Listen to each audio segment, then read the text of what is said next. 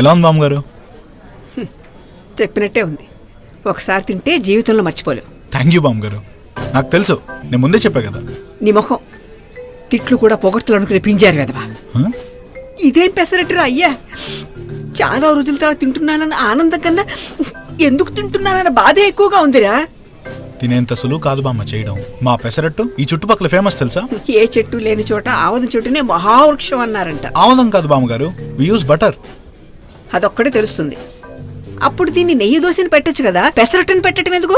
ఇన్ని చెప్తున్నారు కదా, ఏది మీరు చేయండి చూద్దాం. వెనకటికి నీలాంటి పిచ్చిక నాలాగా ఎగరగలవా అని నిద్రపోతున్న గద్దను అడిగిందంట.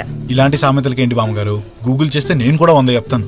ఇప్పుడేంటి చెయ్యాల్సిందే అంటావు? అయితే బాగుందని చెప్పండి, లేదా చేసి చూపించండి. అబ్బా ఎందుకు బామ్మ, మనకు అవసరమా ఇదంతా? బానే ఉంది కదా, మన హాస్పిటల్ కూడా వెళ్ళాలి. మనం ఏ విషయంలోనే రాజీ పడచ్చు గాని మనకు బాగా తెలిసిన విషయంలో ఎవడైనా ఛాలెంజ్ చేస్తే మనం వెనకడుగు వేయకూడదు. If you're bad and your dad.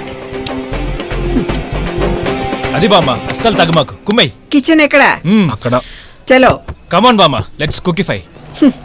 ఇలా ఏడ్చిందేమిట్రా నువ్వు? నీ బిల్డప్ శుభ్రంగా పెట్టుకోవచ్చు కదరా. పిండి ఎక్కడా? అదిగో అక్కడ.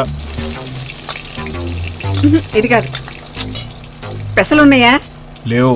స్ప్రౌట్స్ కోసం నానబెట్టిన పెసలు ఉన్నాయి, ఇమ్మంటారా? పట్రా.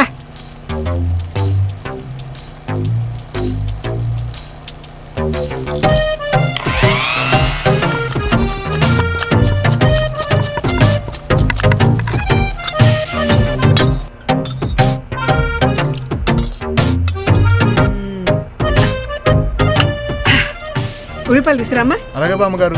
ఇటువైపు, ఇక్కడ బామ్మ.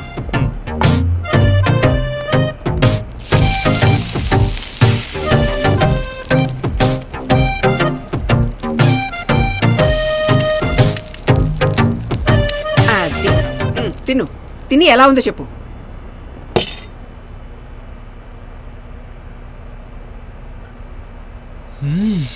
నేనేం వేస్తానో మీరు అవే వేశారు, కానీ టేస్ట్ ఎలా వచ్చింది బామ్మగారు? అదే వస్తుంది.